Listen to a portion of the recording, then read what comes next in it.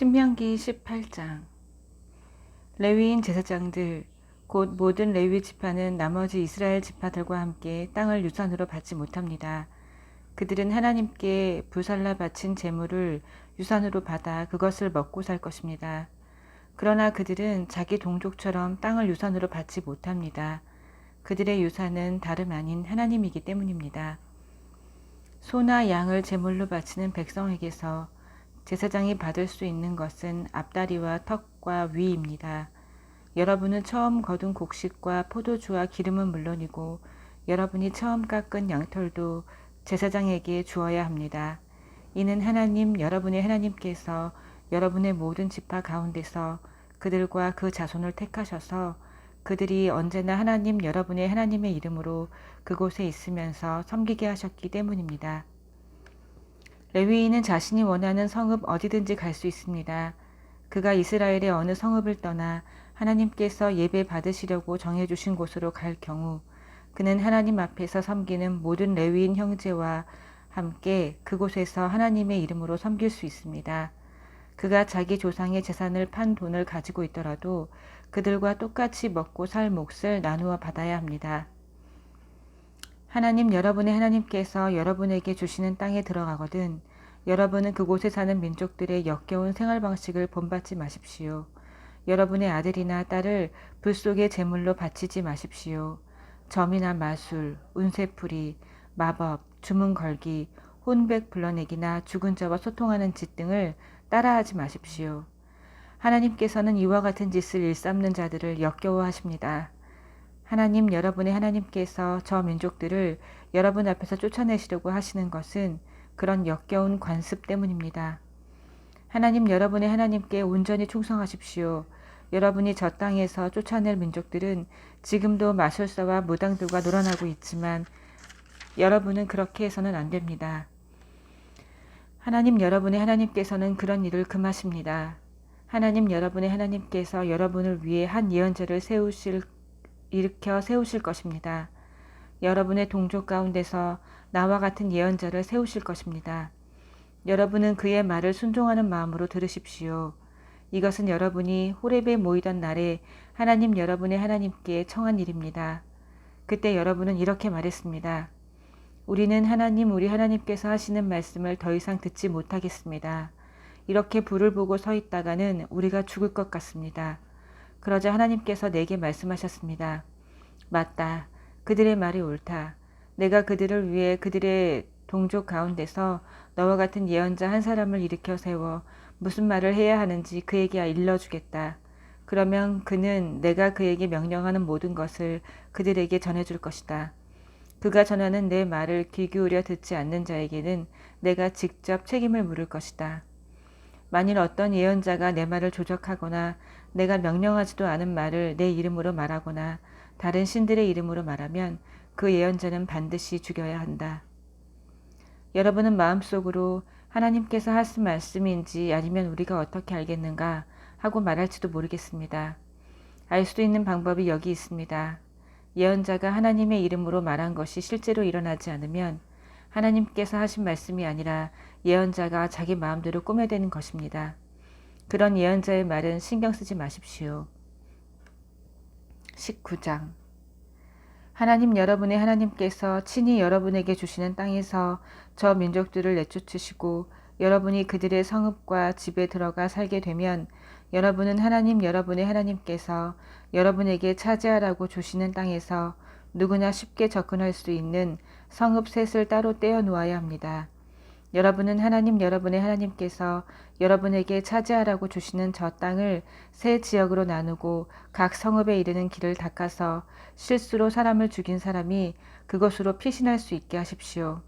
살인자가 그곳으로 피신하여 보호받을 수도 있는 경우는 다음과 같습니다. 그는 원한을 품은 일 없이 실수로 이웃을 죽인 사람이어야 합니다. 예를 들어 어떤 사람이 자기 이웃과 함께 나무를 하러 숲에 가서 도끼를 휘두르다가 그만 도끼날이 자루에서 빠져 그 이웃이 맞아 죽었다고 합시다. 그 사람은 이 세 성읍 가운데 한 곳으로 피신하여 목숨을 건질 수 있습니다. 그 성읍이 너무 멀리 떨어져 있으면 복수심에 불타는 피해 보복자가 그 사람을 뒤쫓아가서 잡아 죽이고 말 것입니다. 거리가 먼 탓에 죽지 않아도 되는 사람이 죽게 됩니다. 사람을 죽인 것이 그의 잘못이 아니고 살인자와 피해자 사이에 원한을 살 만한 일이 없었는데도 그런 참극이 빚어지는 것입니다. 그러므로 나는 여러분에게 명령합니다. 여러분을 위해 성읍 셋을 따로 떼어 두십시오.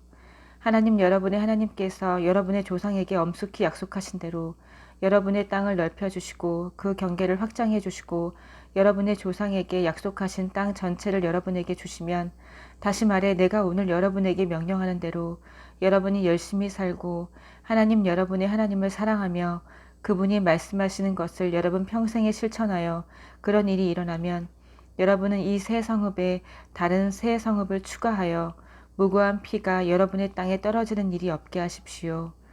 하나님 여러분의 하나님께서 여러분에게 유산으로 주시는 땅이니 여러분은 그 땅을 무고한 피로 더럽혀 피 흘림의 죄를 뒤집어 쓰지 않게 해야 합니다.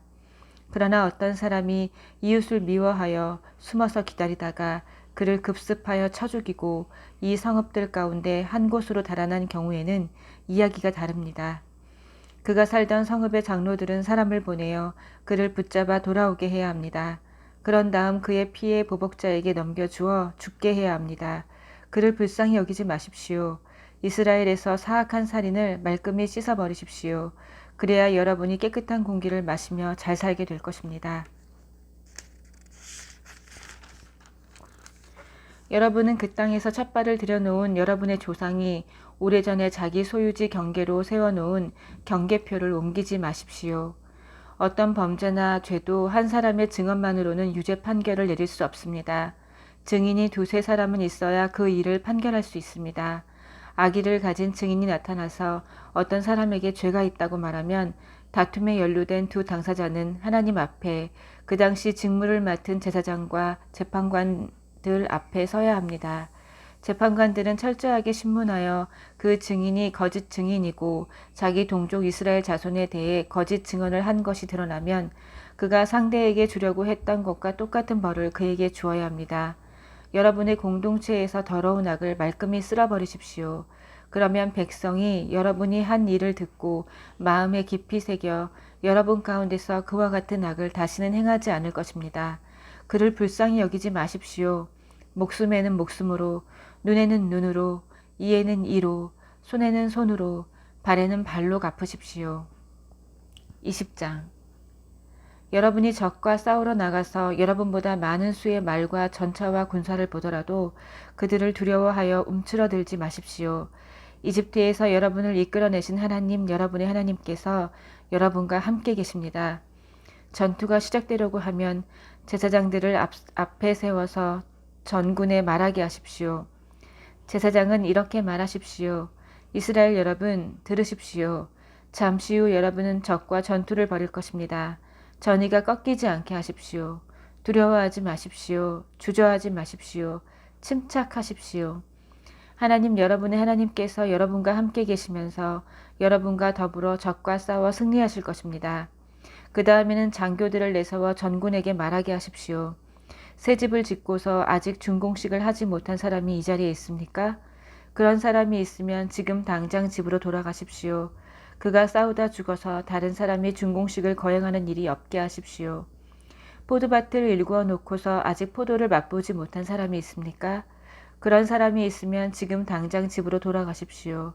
그가 싸우다 죽어서 다른 사람이 그 포도를 맛보는 일이 없게 하십시오.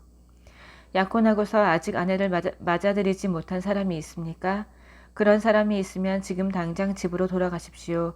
그가 싸우다 죽어서 다른 사람이 그 여자를 맞아들이는 일이 없게 하십시오. 장교들은 또 이렇게 말하십시오. 전의가 꺾여 두려운 사람이 이 자리에 있습니까? 그런 사람이 있으면 지금 당장 집으로 돌아가십시오. 그래야 그의 동료들이 그의 소심하고 겁많은 모습에 영향을 받지 않을 것입니다. 장교들은 전군에 할 말을 마쳤으면 지휘관들을 임명하여 부대별로 소집하게 하십시오. 여러분이 어떤 성읍에 다가가 공격하고자 할 때에는 먼저 평화를 원합니까? 하고 큰 소리로 말하십시오. 그들이 평화를 원합니다. 하고 여러분에게 성읍을 개방하면 그곳 사람들을 강제 노역자로 삼아 여러분을 위해 일하게 하십시오. 그러나 그들이 평화 제안을 받아들이지 않고 전쟁을 고집하면 곧바로 공격하십시오. 하나님 여러분의 하나님께서 그들을 여러분의 손에 넘겨주실 것이니 거기 있는 모든 남자를 칼로 쳐 죽이십시오. 그러나 여자와 아이와 가축은 죽이지 마십시오. 성읍 안에 있는 모든 것을 전리품으로 취하여 여러분이 먹고 사용해도 됩니다. 그것은 하나님 여러분의 하나님께서 여러분에게 주시는 것입니다. 여러분에게서 멀리 떨어져 있는 성읍들, 곧 여러분 주변의 민족들에게 속하지 않은 성읍들은 이런 식으로 처리하십시오. 그러나 하나님 여러분의 하나님께서 여러분에게 유산으로 주시는 민족들의 성읍은 경우가 다릅니다. 그들은 한 사람도 살려두지 마십시오. 그들을 거룩한 진멸의 제물로 삼으십시오. 하나님 여러분의 하나님께서 명령하신 대로 햇사람, 아모리 사람, 가나안 사람, 브리스 사람, 히윗 사람, 여부스 사람을 진멸하십시오.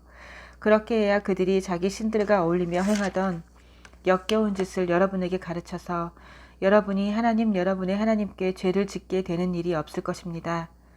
여러분이 어떤 성읍을 공격하러 올라가 오랫동안 포위하고 있을 때 도끼를 휘둘러 나무를 쓰러뜨리는 일이 없게 하십시오. 그 나무들은 여러분이 장차 먹을 양식이니 베지 마십시오. 그 나무들이 군사들처럼 무기를 들고 여러분과 맞서 싸우러 올 리는 없지 않습니까? 그러나 열매를 맺지 않는 나무는 예외입니다. 그런 나무는 베어서 여러분에게 저항하는 성읍을 함락하기까지 그 성읍을 포위하고 공격하는 데 필요한 병기 재료로 사용하십시오. 아멘.